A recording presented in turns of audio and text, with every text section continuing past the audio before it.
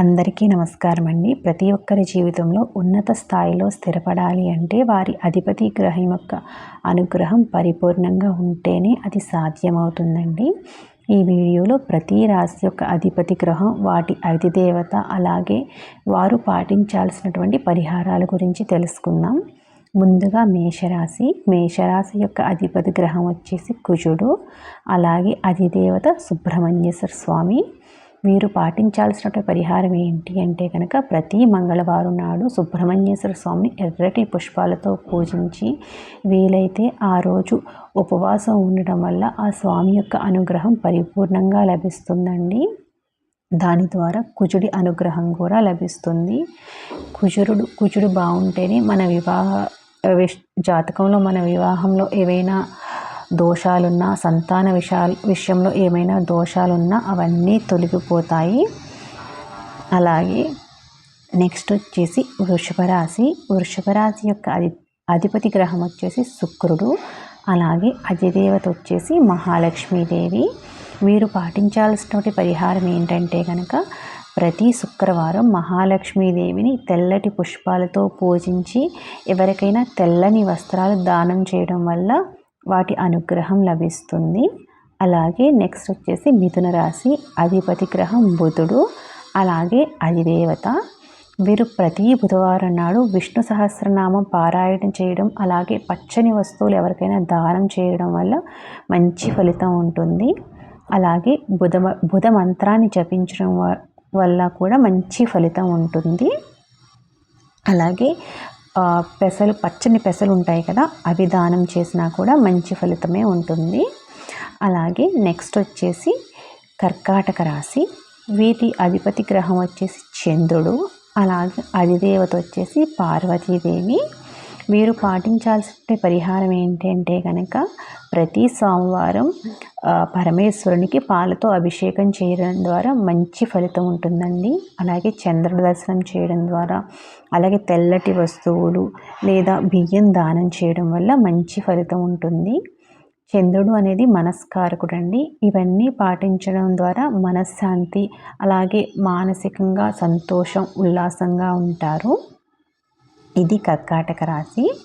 అలాగే నెక్స్ట్ వచ్చేసి సింహరాశి. వీటి అధిపతి గ్రహం వచ్చేసి సూర్యుడు, అలాగే అధిదేవత వచ్చేసి సూర్యనారాయణ స్వామి. వీరు పాటించాల్సినటువంటి పరిహారం ఏంటి అంటే కనుక ప్రతిరోజు సూర్య నమస్కారాలు చేయాలి.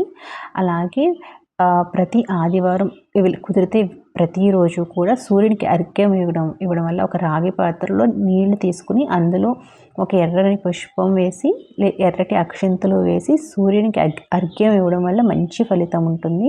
అలాగే గోధుమల దానం ద్వారా కూడా. అలాగే నెక్స్ట్ వచ్చేసి కన్యా రాశి. వీటి అధిపతి గ్రహం వచ్చేసి బుధుడు, అలాగే అధిదేవత వచ్చేసి శ్రీ మహావిష్ణువు. పరిహారం వచ్చేసి శ్రీ మహావిష్ణువుని తులసి దళాలతో పూజించడం ద్వారా మంచి ఫలితం ఉంటుంది. అలాగే పచ్చ పెసరపప్పు దానం చేయడం కూడా ఉత్తమ ఫలితాలు పొందవచ్చు.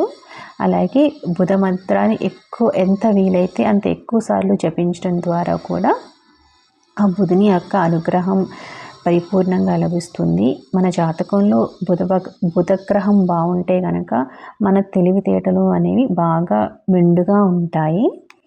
అలాగే నెక్స్ట్ వచ్చేసి తులారాశి అధిపతి గ్రహం వచ్చేసి శుక్రుడు, అధిదేవత వచ్చేసి శ్రీ మహాలక్ష్మీదేవి.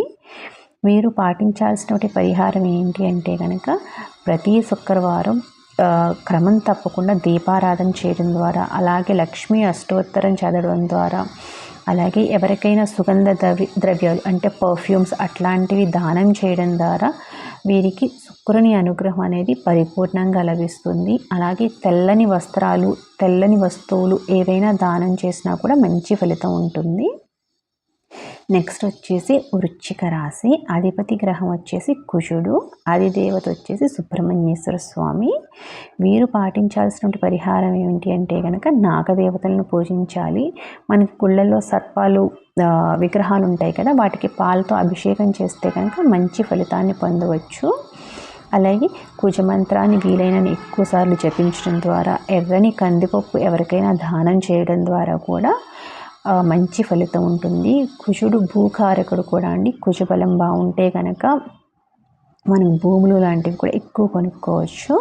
నెక్స్ట్ వచ్చేసి ధనుస్సు రాశి, అధిపతి గ్రహం వచ్చేసి గురుడు, అధిదేవత వచ్చేసి దత్తాత్రేయ స్వామి. మీరు పాటించాల్సినటువంటి పరిహారం ఏంటంటే ప్రతి గురువారం శనగలు దానం చేయడం వల్ల మంచి ఫలితం ఉంటుంది. అలాగే దత్తాత్రేయ స్వామిని పూజించడం ద్వారా గురు మంత్రాన్ని శ్రీ గురుదత్త జై గురుదత్త అనే మంత్రం జపించడం ద్వారా కూడా గురుబలం అనేది మంచిగా పెరుగుతుందండి. అలాగే నెక్స్ట్ వచ్చేసి మకర రాశి, వీరి అధిపతి గ్రహం వచ్చేసి శని, అధిదేవత వచ్చేసి శనీశ్వరుడు. వీరు పాటించాల్సిన పరిహారం ఏంటి అంటే కనుక ప్రతి శనివారం నువ్వుల నూనెతో దీపం వెలిగించడం ద్వారా మంచి ఫలితాన్ని పొందవచ్చండి. అలాగే ఆ రోజు కాకులకి, కుక్కలకి లేదా పేదవారికి, బీదవారికి ఆహారం పెట్టడం వల్ల కూడా మంచి ఫలితాన్ని పొందవచ్చు. అలాగే మీరు ఇంట్లో పనిచేసే పని వాళ్ళు ఉంటారు కదండి, వాళ్ళని మంచిగా చూసుకున్న, వాళ్ళకి మంచిగా ఫుడ్ పెట్టినా కూడా మంచి ఫలితాన్ని పొందవచ్చు. అలాగే నెక్స్ట్ వచ్చేసి కుంభరాశి, వీరి అధిపతి గ్రహం వచ్చేసి శని, అధిదేవత వచ్చేసి శనీశ్వరుడు.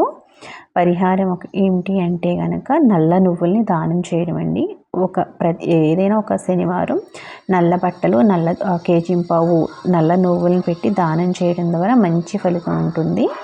అలాగే ఎక్కడైనా శనీశ్వర దేవాలయం ఉంటే దాన్ని దర్శించడం ద్వారా సేవా కార్యక్రమాలు, అంటే పేదవారు ఉంటారు కదా, వారికి ఏమైనా బట్టలు కానీ లేదా ఫుడ్ కానీ దానం చేయడం ద్వారా మంచి ఫలితం ఉంటుంది.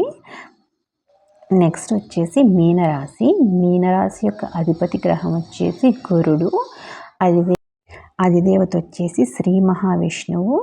వీరు పాటించాల్సిన పరిహారం ఏంటంటే ప్రతి గురువారం పసుపు కానీ లేదా పసుపు కొమ్ములు కానీ లేదా పసుపు రంగులో ఉన్న వస్తువులు, బట్టలు ఏదైనా దానం చేయడం ద్వారా మంచి ఫలితం ఉంటుంది.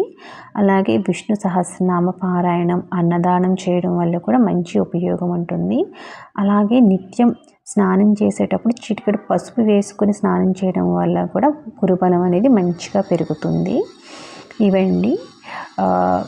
ఇందులో మీ రాశి ఏది అనేది నాకు తప్పకుండా కమెంట్ రూపంలో తెలియచేయండి.